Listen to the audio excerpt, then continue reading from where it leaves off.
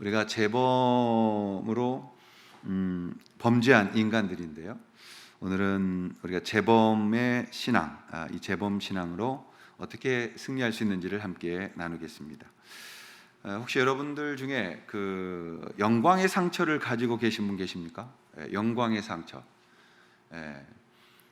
이게 이제 남자분들한테 목장 모임 때 브레인스토밍으로 이거 물어보시면 엄청난 이제 영웅담들이 나옵니다. 영웅담들이 대부분 이제 군대에 있을 때 이야기로 번지게 되고, 그러다 보면 여자분들이 제일 싫어하시는 이제 군대에서 축구한 얘기까지 나오게 되는 거죠. 누구나 다 이 그 상처가 있어요. 상처가. 그래서 그 영광스러운 상처. 나 이거는 정말 내가 이것 때문에 나라가 살았어, 막 이런 거. 근데 이제 그 상처 또는 이 영광 이런 것들도 중요하지만 우리가 하나님 앞에서 오늘 나누려고 하는 것은 재범이에요. 재범. 그러니까 성도들 중에서 많은 분들이 이 그 과거의 아픔, 과거의 실수, 과거의 범죄함 이런 것들 다 가지고 있잖아요. 그것이 형사적인 사건이 아니었을지라도 우리는 다 그 죄를 지은 경험들이 있고, 그것으로 인해서 어떤 부분에서는 상처를 입은 것도 있는 거죠. 한국의 어떤 그 범죄자 집단들에 대한 연구 논문을 보니까 이 범죄자들의 재범은 40%가 1년 안에 다시 일어난답니다. 그러니까 이제 이 형기를 마치고 세상에 나왔을 때 1년 안에 40%는 다시 재범할 확률이 있다는 거예요. 그리고 3년 안에 80% 정도가 재범을 한다는 겁니다. 그럼 이걸 어떻게 막을 것이냐? 어떻게 막을 것이냐? 이게 이제 우리 가운데 중요한 그 연구 과제가 된 거죠. 그래서 이걸 연구해 보니까 재범 요인에 대한 회귀 분석 결과를 가져왔는데, 이 사람들이 재범하지 않고 잘 살아갈 수 있는 방법 있었다는 거예요. 그게 뭐냐? 결혼을 하는 겁니다. 결혼을 하는 거. 그리고 자녀가 생기면 재범 확률이 굉장히 많이 떨어진다는 거예요.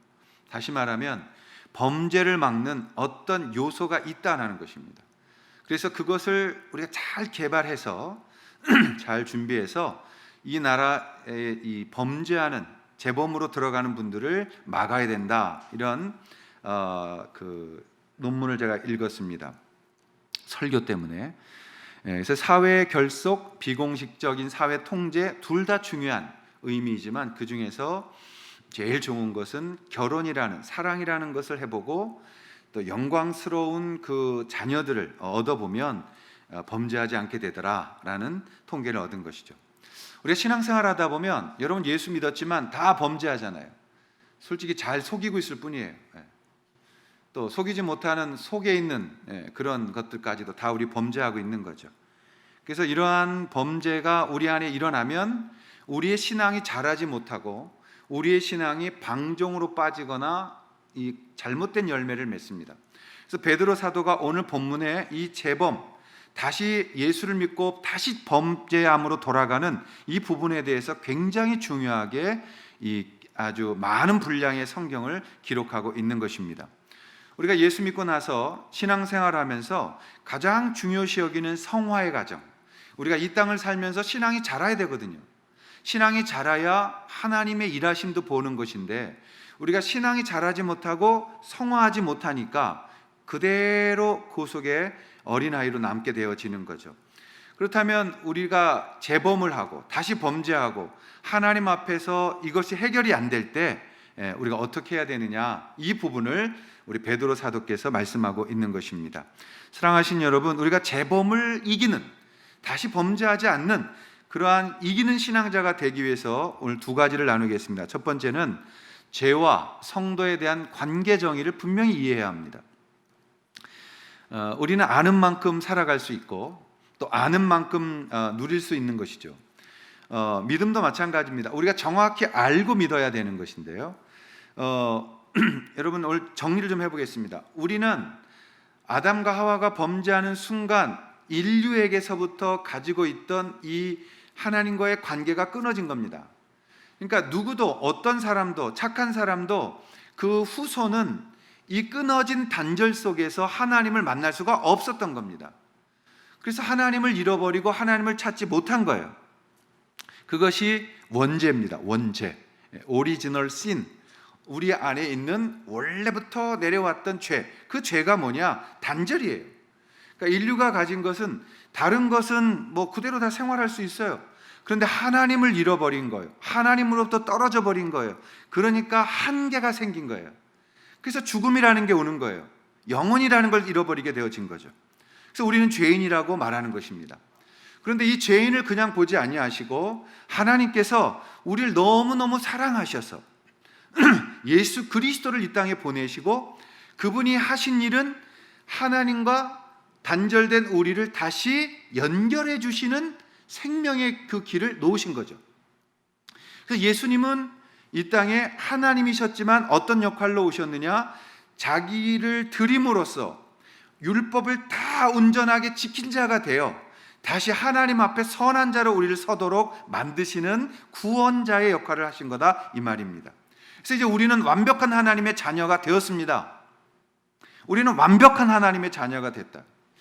여기서 이제 착각하고 오해하면 안 되시는 게, 우리가 덜 완성된 하나님의 자녀가 아니라는 사실을 기억하셔야 돼요.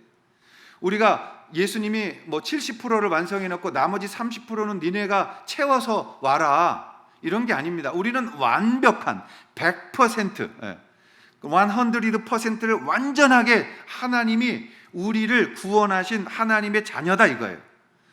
그런데 왜 이 완전한 자녀가 하나님 앞에 범죄하고 있느냐, 이 말이죠. 우리가 완전한 하나님의 자녀인데 왜 이 땅에서 지금 내가 죄를 짓고 있느냐? 그것은 우리가 살고 있는 이 땅은 죄가 점령한 죄의 세상이기 때문에 그 마귀의 영향력이 굉장히 큰 겁니다. 그래서 그 마귀 때문에 우리가 자꾸 다시 유혹을 당하고 있는 거예요.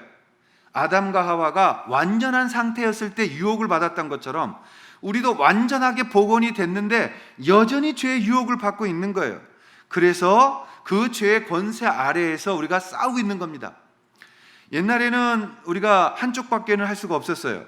우리가 어떨 때는 예수 믿기 전에는 완전히 죄밖에 질 수 없었는데, 예수 믿고 나서는 하나님으로 회복하니까 우리가 의도 선택할 수 있는 자유권을 갖게 되어진 것입니다. 그래서 여러분, 우리가 예수님으로 인하여 구원받고 하나님의 자녀로 이 땅 살아가면서 영적으로 가끔 이기잖아요. 그렇죠? 자주 이기진 않은 것 같고 가끔 이겨요. 가끔. 그래서 그것을 위해서 우리가 하나님 앞에 말씀을 가지고 읽고 기도하면서 하나님 앞에 서는 것이죠. 그 죄를 이겨내기 위해서 우리가 몸부림치는 것이죠. 우리가 너무 한국교회가 은혜를 강조해서 잃어버린 게 회복된 자유의지예요. 여러분, 우리가 예수 믿고 나면 자유의지가 회복되는 거예요. 그럼 선택은 누가 하느냐? 내가 하는 거예요. 그것까지도 하나님 앞에 미루시면 안 돼요. 그럼 신앙이 어떻게 되느냐? 방종주의로 빠지는 거예요. 하나님이 다 하셨는데 뭘, 나는 그냥 이렇게 주님이 부르시는 대로 살면 되는 거지. 난 안 부르시니까 오늘 뭐 이렇게 죄를 짓는 거지. 이렇게 방종주의에 대한 무책임한 무기력한 신앙이 되어져 버리는 겁니다. 그러기 위해서 우리가 정신을 바짝 차리고 성령의 힘을 힘입어서 주님 앞에 나아가야 되는 거죠. 그래서 하나님의 자녀들은 하나님 앞에서 죄를 짓잖아요. 그러면 도망치지 않아요. 고민합니다. 우리가 하나님 앞에 죄를 지면 고민해요. 고민하고 그걸 가지고 아파하고 속상해하고 하나님 볼 때 부끄러운 거예요. 그래서 그 성령의 은혜의 순종함이 우리 가운데 오기 때문에, 진짜 구원받은 자들은 성령께서 내 안에서 그 마음을 불러 일으켜 주시기 때문에 하나님 안에서 회복된 은총의 자유의지가 회복되어져서 내가 내 자유의지를 통해서 하나님 앞에 죄송함을 갖게 되는 거예요. 그리고 그것이 있기 때문에 하나님의 자녀라는 증거를 얻게 되는 것입니다. 그러나 거짓 선생들은 그게 없어요. 거짓 선생들은 기적을 보고 놀라고 교회 오니까 자기가 얻는 것이 있고, 또 여러 가지 뭐 좋은 게 많죠. 잘해주고, 이것 때문에 교회에 왔는데 어느 날 교회에서 실망하게 되고, 어느 날 교회에서 내가 이제 교회 다녀도 얻을 게 없고, 내가 교회 다니면서 기쁨도 없고, 그렇게 되면 어떻게 되겠습니까? 그 영혼은 말라버리게 되어지는 겁니다. 그러니까 여러분, 우리가 하나님 앞에 정말 구원받았느냐, 정말 하나님 앞에 내 죄를 고백하고 철저하게 구원받은 믿음의 사람이냐라는 것을 증명하고 또 검증하라는 그 메시지를 지난주에 계속해서 말씀을 드렸던 것이죠. 하나님의 진정한 자녀들은 죄에 빠졌을 때 어떤 일이 벌어지냐? 괴롭고 힘들고 아프니까 아버지를 기억합니다. 마치 탕자의 비유에 나오는 것처럼 이 아들은 아버지를 생각하고 내 아버지께로 돌아가야 된다라는 마음을 가져요. 근데 뭐가 가로막느냐? 너 죄 졌잖아, 너 죄 졌잖아. 사탄이 자꾸 우리한테 이 말을 해. 너 죄 졌잖아, 너 죄 졌잖아. 그때 여러분, 신앙자들은 어떻게 되느냐? 맞아, 나 죄 졌어. 그런데 예수님이 언제든지 그리스도의 이름으로 죄를 자백하면 나를 용서하신다고 말씀하셨어. 그래서 나는 내 죄를 자백하고 내 아버지께로 돌아갈 거야 라는 신앙의 회개의 힘이 생기는 거예요. 그래서 구원받은 자들은 하나님 앞에 범죄하지 않는 게 아니라 하나님의 자녀로서 이 죄를 이겨내는 법을 배운 자들이 되어진다라는 것입니다. 그래서 우리가 방종을 벗어나서 건강한 신앙으로 돌아가야 되는 거예요. 그럼 이제 이 땅에서 우리가 어떻게 죄를 이기고 하나님 앞에서 성숙한 믿음의 사람으로 자라갈 수가 있느냐, 이게 중요한 것이죠. 우리 건강한 신앙으로 나아가기 위해서 오늘 이 바울의 말씀을 먼저 한번 나누겠습니다. 갈라디아서 5장 13절과 14절의 말씀인데요. 형제들아, 너희가 자유를 위하여 부르심을 입었으나 그러나 그 자유로 육체의 기회를 삼지 말고 오직 사랑으로 서로 종노릇하라. 온 율법은 내 이웃 사랑하기를 내 자신같이 하라 하신 한 말씀에서 이루어졌나니 라고 되어져 있습니다. 여러분, 우리가 자유로 부름을 받았습니다. 이제 여러분은 자유입니다. 여러분이 범죄할 수 있느냐? 할 수 있습니다. 우리는 모든 것을 다 할 수 있는 온전한 자유를 누린 것입니다. 그런데 그 자유를 받았다고 해서 그 자유가 육체의 기회로 삼아선 안 된다는 거예요. 그 자유가 내가 방탕하고 내가 하나님 떠나고 내 마음대로 하는 그 죄를 짓는 것으로 하나님 앞에 나아가서는 안 된다는 거예요. 죄의 항목을 늘어놓으면 본론적인 죄의 항목들이 있어요. 우리나라는 그거를 딱 정해놓은 죄가 있어요. 술 먹고 담배 안 피는 거. 술, 담배가 우리나라는 딱 죄의 항목이 두 가지만 안 하면 아주 거룩한 거예요. 제가 언젠가는 술 먹고 담배를 펴보려고 그래요, 여러분들 앞에서. 이게 깨지질 않아. 술 안 먹고 담배만 안 피면 의로워. 그럼 절대 그런 게 아니에요. 그거는 지극히 하위에 있는 해도 되고 안 해도 되는 본질의 문제가 아닌 아디아포라의 문제예요. 저는 담배 폈다고 해서 그분들 이상하게 생각하지 않습니다. 여러분, 서든 베프티스트 침례교회 가면은 그분들이 동남쪽에 있는 분들이 많은데요. 담배 농사를 해가지고 침례교회에서 회의가 열려요. 우리처럼 목주회 같은 거 하잖아요. 그러면은 거기에 그 안수 집사님들이 앉아가지고 전부 다 시가 한 대씩 물고서 회의합니다. 그분들이 신앙이 잘못됐느냐? 그렇지 않다니까요. 루터도 시가를 사랑했고 스펄전도 시가를 사랑했어요. 그 종교인들 굉장히 많이 담배 많이 폈어요. 유명한 분들이. 그러다가 피라고 내가 선전하는 건 아닙니다. 건강에 안 좋으니까. 또 와인을 즐겨 마시는 분들이었어요. 맥주를 즐겨 마시는 분들이었어요. 지금도 독일 교회는 모이면 맥주 놓고 회의합니다. 그럼 그게 좋은 풍습이냐? 아니, 좋지도 않고 나쁘지도 않은 거예요. 그 사람들은 그냥 석회가 많으니까, 물이 안 좋으니까 그렇게 먹을 수밖에 없는 거라고. 우리는 물이 좋은데 왜 굳이 그걸 먹어야 돼? 이런 얘기예요. 그래서 여러분, 그런 걸로 자꾸 여러분의 생각을 가두지 마세요. 하나님 앞에 본질적인 걸로 가셔서 선택하세요.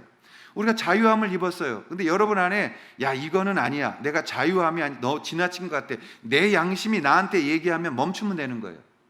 그게 기준이에요. 여러분이 어떤 일 하다가 이건 너무했어. 그럼 멈추면 되는 거예요. 어떤 사람하고 다 다른 거예요, 이건. 그렇다고 해서 이제 성경에 나오는 간음죄나 기타 음란한 거 뭐 이런 것들은 우리가 하나님 앞에서 멈춰야 되는 죄악들이죠. 그건 싸워야 되는 죄악들이죠. 그래서 여러분, 우리가 하나님 앞에 자유로 부르심을 입었으나 육체의 기회로 삼지 말고 오직 사랑으로 서로 종노릇하라. 이 온 율법은 이웃 사랑하기를 내 자신같이 하라 하신 말씀으로 이루었다. 다시 말하면 우리가 율법을 다 지켜야 구원받는 겁니다. 지금도 마찬가지예요. 그거는. 근데 우리가 율법을 지킬 수가 없어요. 그러니까 예수 그리스도가 그 율법을 다 지키신 거예요.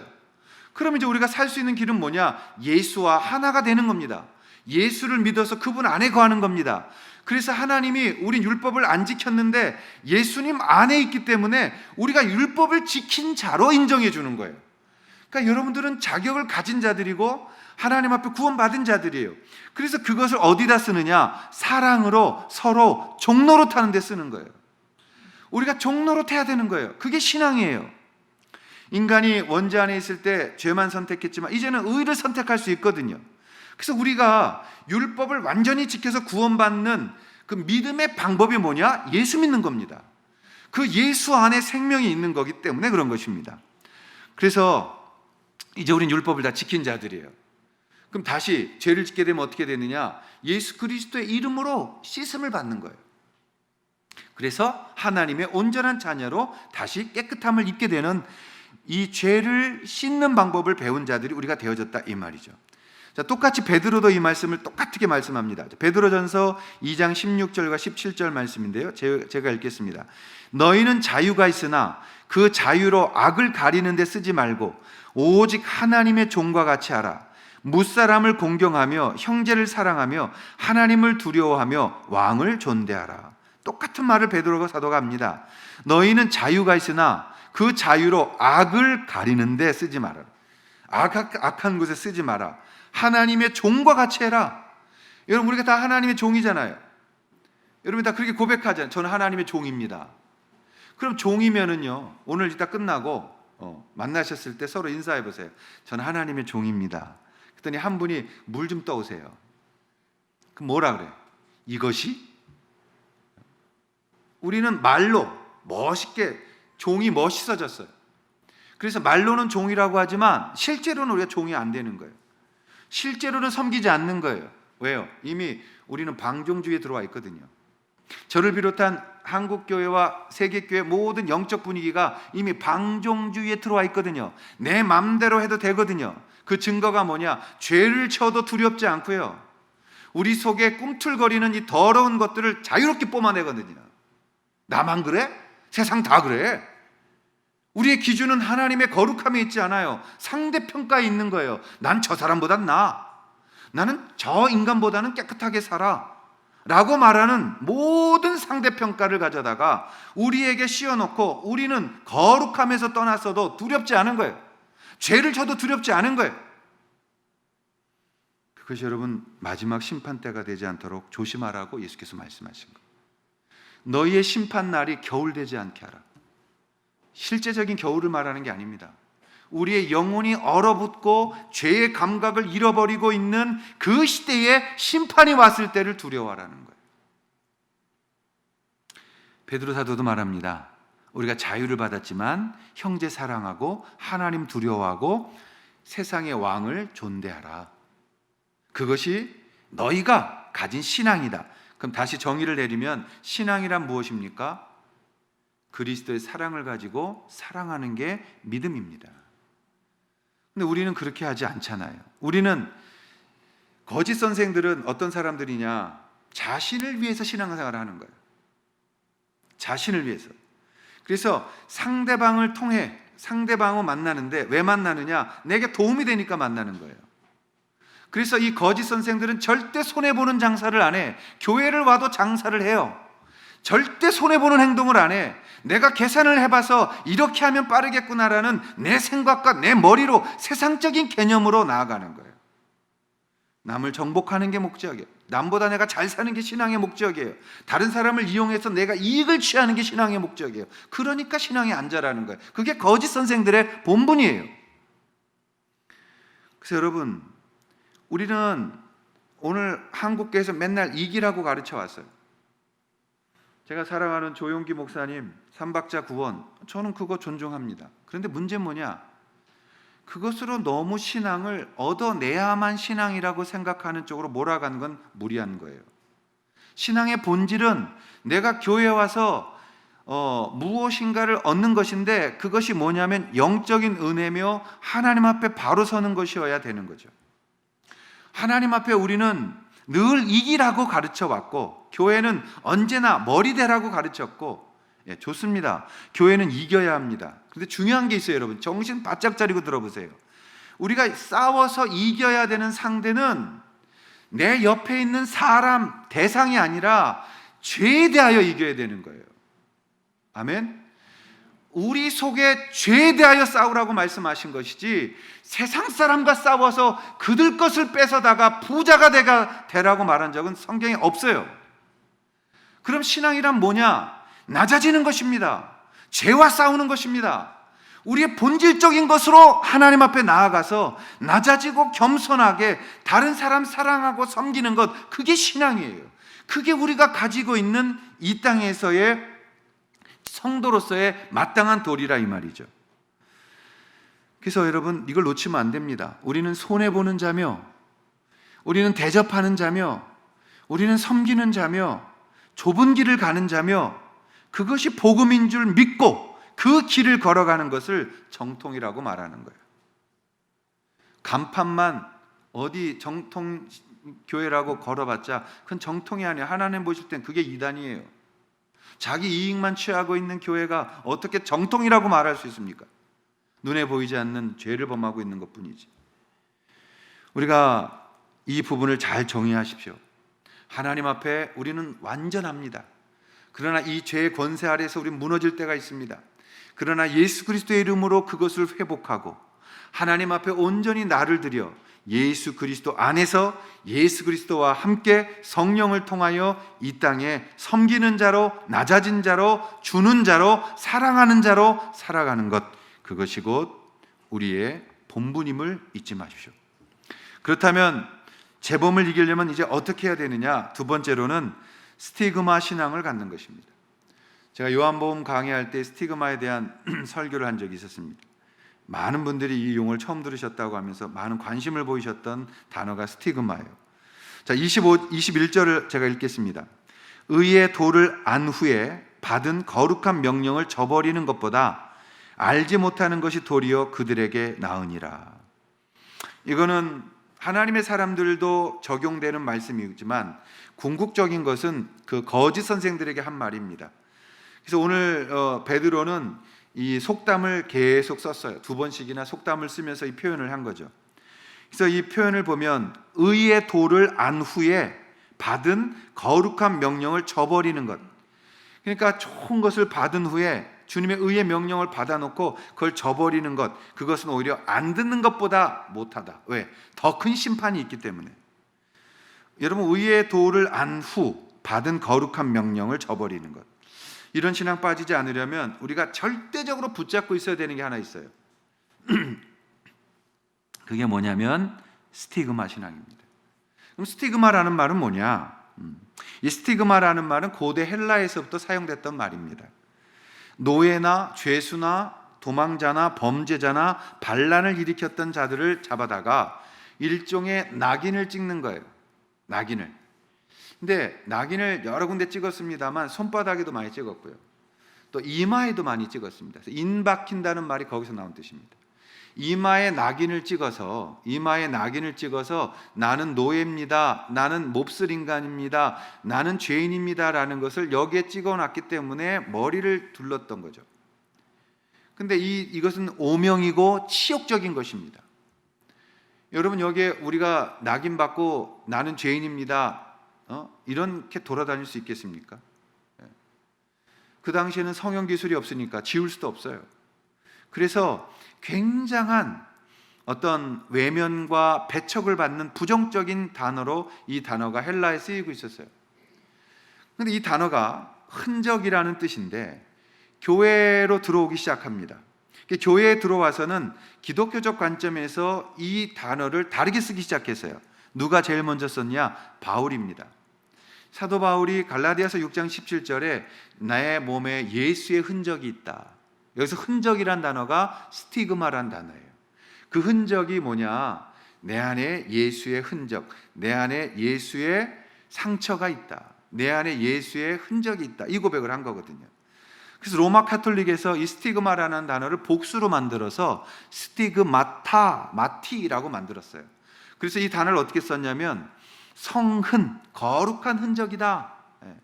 예수 그리스도의 거룩한 흔적, 십자가에 죽으셔 못 박히셨던 흔적, 허리를 창으로 찔려서 모든 물을 쏟아놨던 흔적, 발에 못 박혔던 흔적, 채찍을 맞으사 이 온몸이 다 갈기갈기 찢어졌던 흔적, 머리에 그 엄청난 가시면류관을 친 눌러서 피가 온몸에 덮었던 그 흔적, 그것을 성흔, 스티그마라고 표현하기 시작했던 겁니다.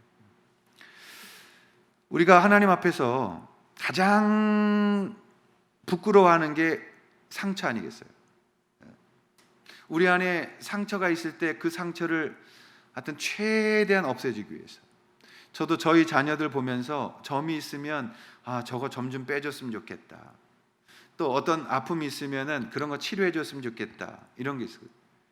제가 큰 조카가 있었는데, 우리 큰 조카가 어렸을 때 저희 집에 왔다가 그 상에 뜨거운 국을 끓여놨는데 그걸 잡아 당겼어요. 어린 한 2살 당겨가지고 이 무릎에다가 쥐었어요. 그 상처가 오래 가더라고요.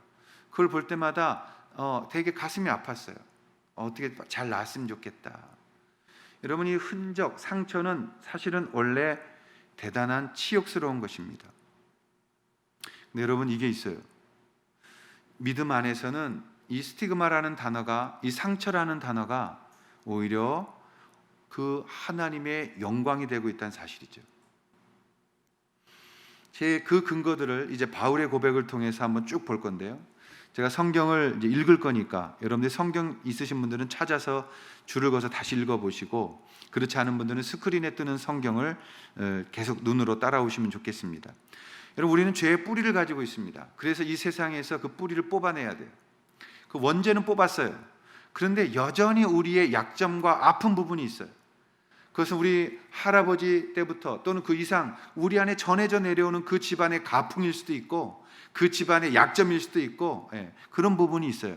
그걸 우리가 성경은 그 견고한 진이라고 부릅니다. 견고한 진.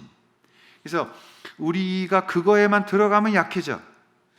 아브라함이 크게 실수를 여러 번 했지 않습니까? 근데 성경 보면 토시 하나 안 틀리고 이삭이 그 죄를 똑같이 범해요.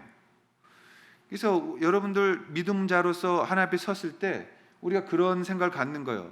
제가 그런 죄 안 따라했으면 좋겠다. 이런 건 좀 안 닮았으면 좋겠다. 나는 좀 게으르고 시간 약속하는 거 참 못하는데 내 아이들은 안 했으면 좋겠다.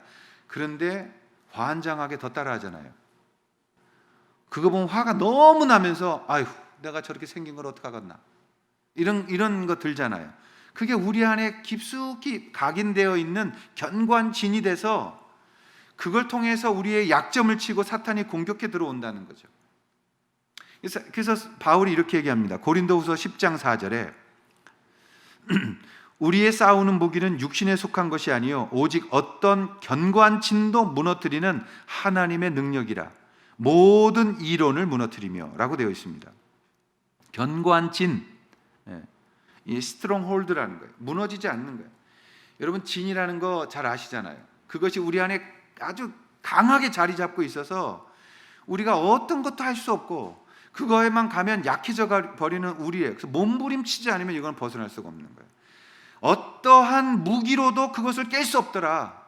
어떻게 방법을 다 써봐도 안 되더라. 상담도 받아보고 기도도 해보고 금식도 해보고 말씀도 읽어보고 하는데 안 깨지더라. 바울은 말합니다. 한 가지 무기밖에 없다. 그것은 하나님의 능력밖에 없다. 그 하나님의 능력밖에는 우리가 갖고 있는 이 견고한 진을 무너뜨릴 수가 없다. 우리가 이 부분을 오늘 가져야 됩니다. 그래서 하나님의 능력으로 견고한 우리의 죄를 통째로 뽑아버리고, 그리고 하나님 앞에서 이겨낼 수 있는 건 뭐냐? 그게 스티그마예요. 자, 고린도후서 4장 5절부터 12절을 제가 길지만 읽겠습니다. 여러분, 이 내용을 잘 한번 따라와 보십시오. 우리는 우리를 전파하는 것이 아니라 오직 그리스도 예수의 주 되신 것과 또 예수를 위하여 우리가 너희의 종된 것을 전파함이라. 어두운 데 빛이 비치라 말씀하셨던 하나님께서 예수 그리스도의 얼굴에 있는 하나님의 영광을 아는 빛을 우리 마음에 비추셨느니 우리가 이 보배를 질그릇에 가졌으니 이는 심히 큰 능력은 하나님께 있고 우리에게 있지 아니함을 알게 하려 함이라. 우리가 사방으로 우겨쌈을 당하여도 쌓이지 아니하며 답답한 일을 당하여도 낙심하지 아니하며 박해를 받아도 버림받지 아니하며 거꾸로 뜨림을 당하여도 망하지 아니하고 우리가 항상 예수의 죽임을 몸에 짊어짐은 예수의 생명이 또한 우리 몸에 나타내게 하려 함이라. 우리 살아있는 자가 항상 예수를 위하여 죽음에 넘겨짐은 예수의 생명이 또한 우리 죽을 육체에 나타내게 하려 함이라. 그런즉 사망은 우리 안에서 역사하고 생명은 너희 안에서 역사하느니라. 바울의 이기는 신앙의 방법이 무엇입니까? 섬기고 주고 낮아지고 내가 갖지 아니하고 다른 사람에게 주는 거예요.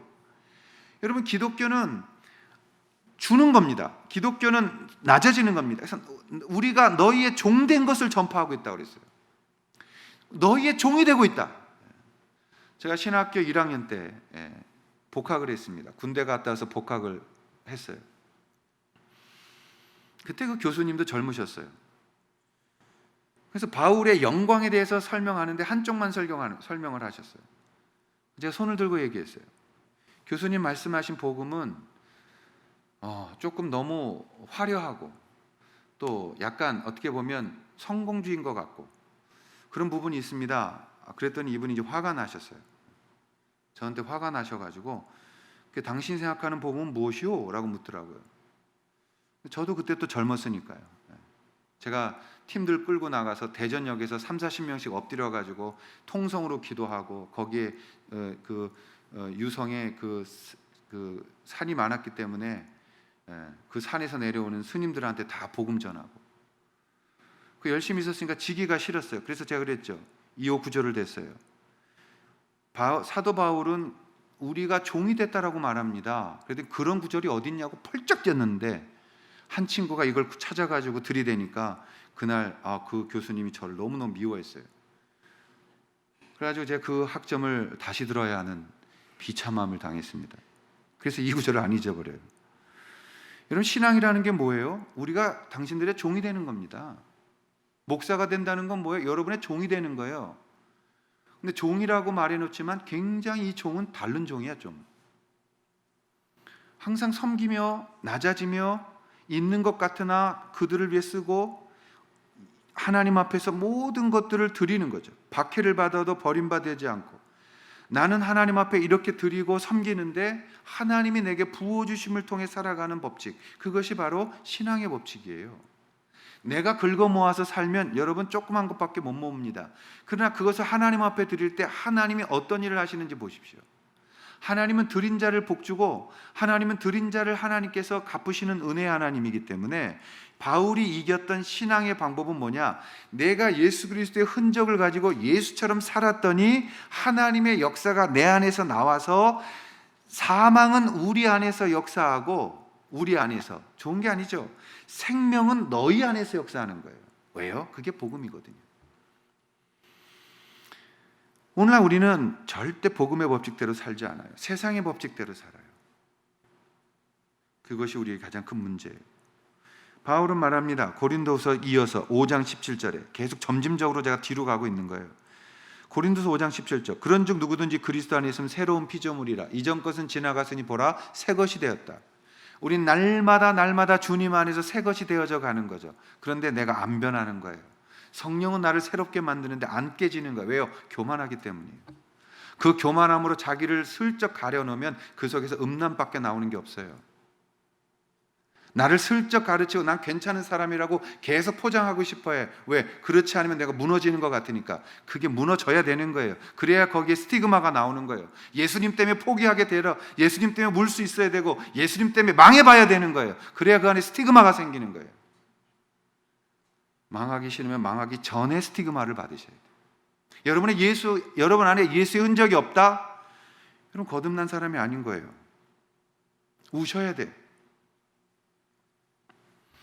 바울은 계속해서 말합니다. 6장 3절, 고린도후서 6장 3절부터 10절에 우리가 이 직분이 비방을 받지 않게 하려고 무엇에든지 아무에게도 꺼리끼지 않게 하고 모든 일에 하나님의 일꾼으로 자천하여 스스로 천하게 된 거예요.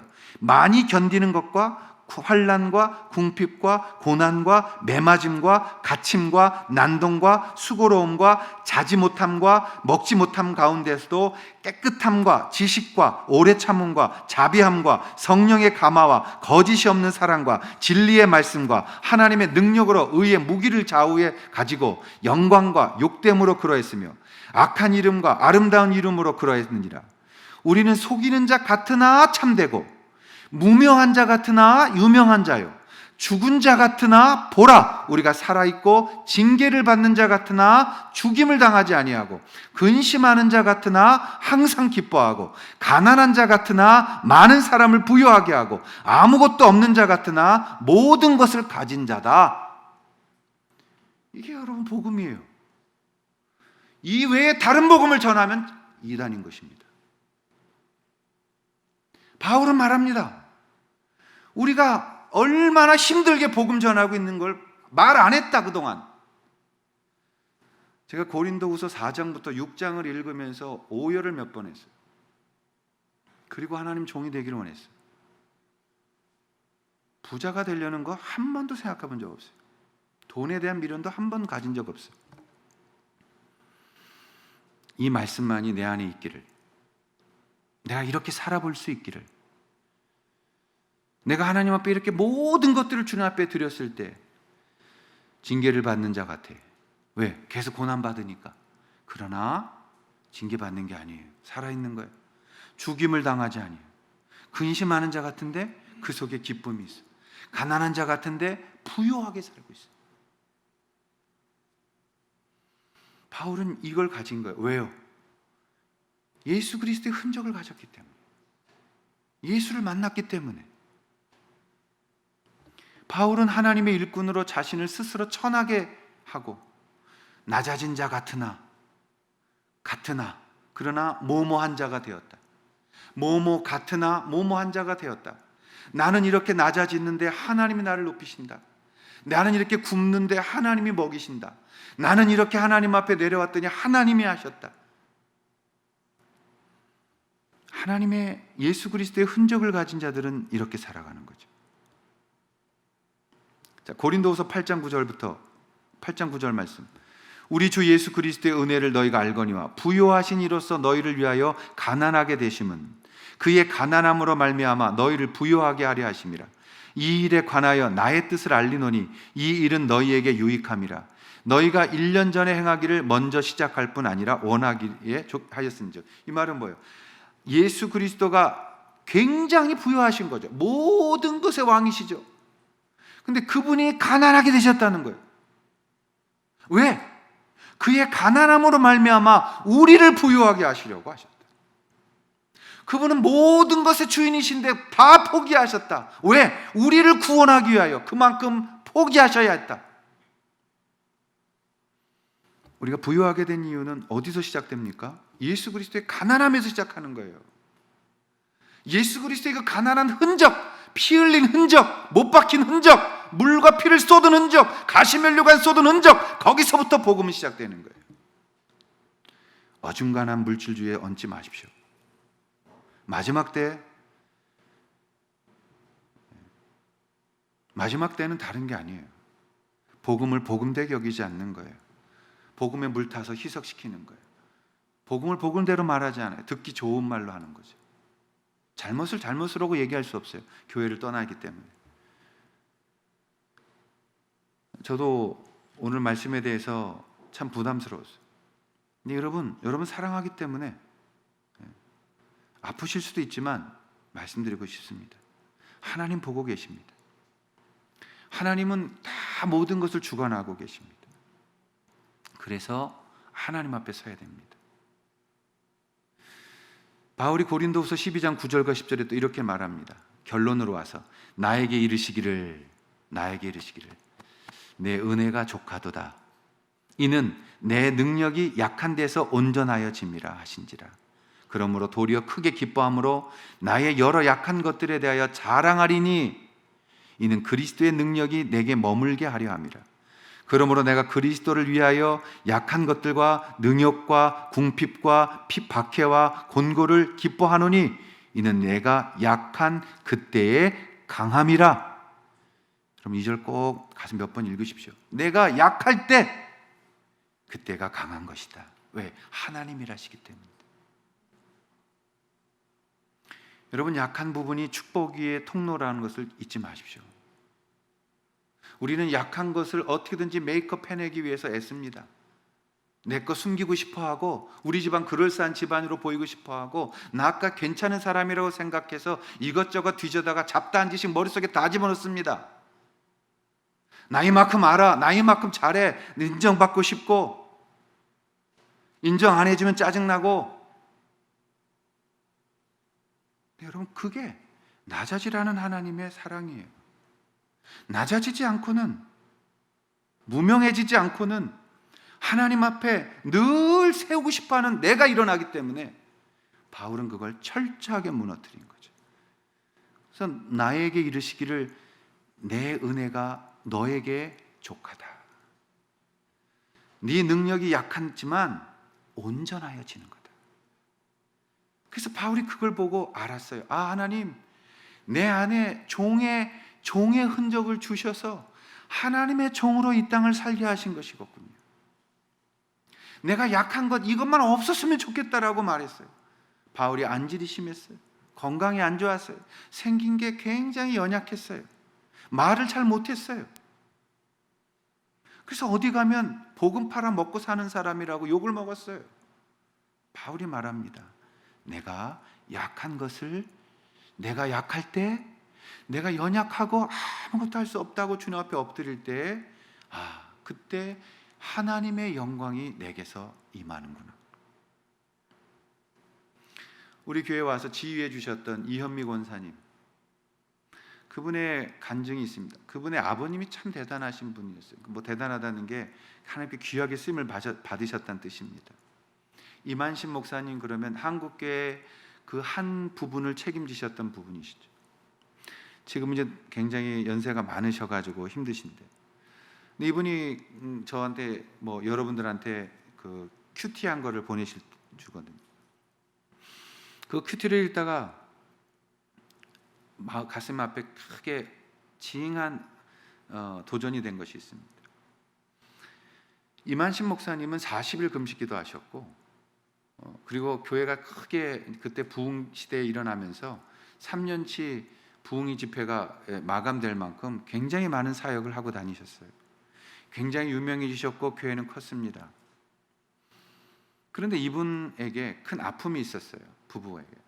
큰 아들이었던 아들이 소아마비였어요. 그래서 걷지를 못하고 굉장히 아파했어요. 그런데 20살이 됐을 때 그 목사님 잘 나가고 유명할 때에 그때에 이 아들을 하나님이 데려가신 거예요. 그래서 그 사모님이 하루 종일 그 아들의 죽음 앞에서 눈물 흘리면서 아들 살려달라고. 왜 내 아들, 이렇게 연약한 아들 보내셔서 이렇게 먼저 가게 하시냐고. 아들 돌려달라고 하루 종일 기도를 하셨대요. 하나님의 음성이 임했답니다. 그게 뭐냐면, 너의 아들은 내가 너에게 주었던 자고하지 못하게 한 가시였다. 이제 내가 너희들에게서 그 가시를 빼낸다. 너 아들은 나하고 있는 게 훨씬 더 행복하다. 그리고 수고했다. 그때 그 목사님과 사모님이 그걸 알았다는 거예요. 하나님께서 우리에게 영광의 일을 하실 때 우리가 교만하거나 높아질까 봐 그 아들을 주시고 그 아들로 인하여 기도하게 하시고 낮아지게 하셔서 하나님 앞에 쓰게 하셨다는 거죠. 여러분, 우리는 약한 거를 가리고 싶어 합니다. 어디 가서도 이건 흉이야, 집안에 안 좋은 거야, 이렇게 얘기를 해요. 근데 여러분의 역사는 어디서 상급을 받느냐? 그 연약한 데서부터 오는 거예요. 여러분은 어디서부터 하나님의 영광을 보느냐? 내 약점에서부터 보는 거예요. 저는 여러분이 얼마나 성화됐는지 여러분의 약점을 가지고 그 약점을 다루는 방법을 보고 그를 판단합니다. 그게 하나님 앞에 고백되어지고 나올 수 있을 때, 그리고 그것을 통해서 오히려 하나님께 영광을 돌릴 수 있을 때, 그는 이렇게 말하는 거죠. 내 안에도 예수님의 흔적이 있다. 여러분에게 주셨던 가시가 무엇인지는 알 수 없으나 여러분 그 가시 때문에 기도하지 않으셨어요? 그 고통 때문에 무릎 꿇으시지 않으셨어요? 그것이 여러분의 가족이든 남편이든 아내든 그것 때문에 하나님 앞에 기도하지 않으셨어요? 그것 때문에 하나님 음성 듣지 않으셨어요? 근데 왜 그 하나님의 귀한 도구를 부끄러워하십니까? 왜 그것을 여러분들은 감추고 싶어하고 왜 그것을 드러내는데 주저하십니까? 하나님이 여러분을 통해 하셨는데. 우리의 신앙은 우리의 가장 연약한 것을 하나님 앞에 드릴 수 있을 때, 우리의 가장 연약한 그 아픔과 괴로움과 고통을 하나님 앞에서 기쁨으로 받을 수 있을 때, 그때 여러분은 이기신 겁니다. 하나님 여러분 너무너무 사랑하시죠. 여러분이 눈물을 흘리면 그분은 오열하실 거고, 여러분이 아프면 그분은 고통스러울 거니까. 그럼에도 불구하고 우리 가운데 주시는 이 아픔, 이 고통, 그것은 곧 예수의 흔적이 되기 때문입니다. 바울은 말합니다. 갈라디아서 6장 17절, 이후로는 누구든지 나를 괴롭게 하지 마라. 내 몸 안에 예수의 흔적을 가졌다. 여러분 안에 이 거룩한 주님의 흔적이, 이 스티그마가 여러분 안에 각인되어져서 그것을 이길 수 있는 하나님의 귀한 승리자들이 되실 수 있기를 주의 이름으로 축원합니다. 기도하겠습니다. 하나님 아버지, 우리의 가장 아픈 부분, 약한 부분, 거기서 일하시는 주님, 우리를 사랑해 주시고 우리를 인도해 주시고 주님 이기는 자들이 될 수 있도록 역사하여 주시옵소서. 하나님, 그렇게 우리에게도 예수의 흔적 주시고 예수님을 닮도록 도와주실 것을 믿사옵고 예수님의 이름으로 기도 올리옵나이다. 아멘. 우리 다 함께 일어나셔서 나의 피난처 예수 한번 고백하며 하나님께 나아가시겠습니다. 나의 피난처 예수 의지해요. 나의 피난처 예수 의지해요. 나의 가는 길에 거센 바람 몰아쳐와도 나의 피난처 예수 의지해요. 나의 피난처 예수이자 나의 피난처 예수 의지해요. 나의 피난처 예수 의지해요. 나의 가는 길에 거센 바람 몰아쳐와도 나의 피난처 예수 의지해요.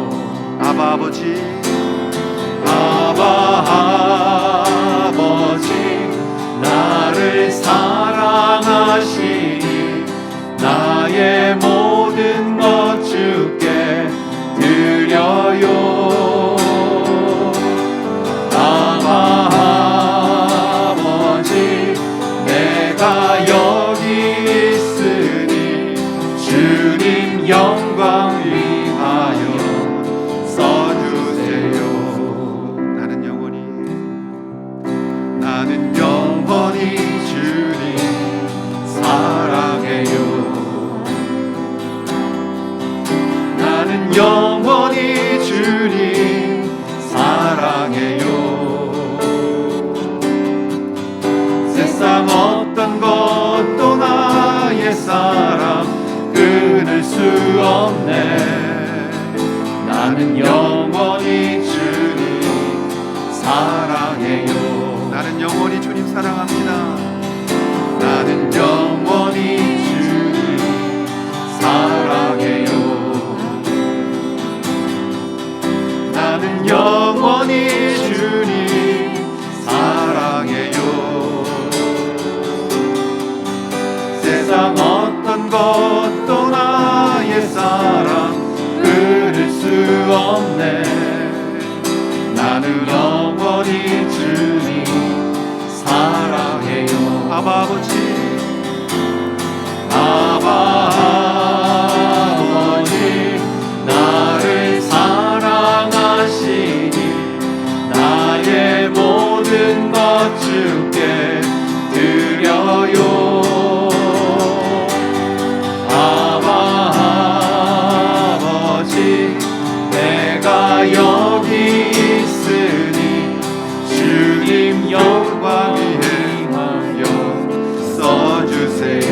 아바 아버지, 아바 아버지, 나를 사랑하시니 나의 모든 것 주께 드려요. 아바 아버지, 내가 여기 주님 교회를 위하여, 주님 교회 위하여 써주세요. 아바 아버지, 아바 아버지, 나를 사랑하시니 나의 모든 것 주께 드려요. 아바 아버지, 내가 여기 있으니 주님 영광 위하여 써주세요.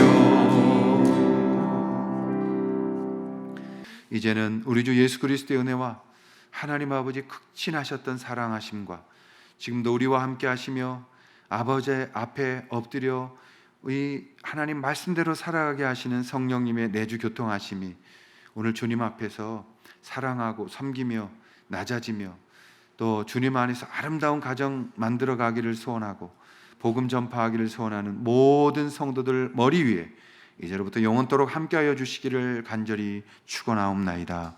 아멘.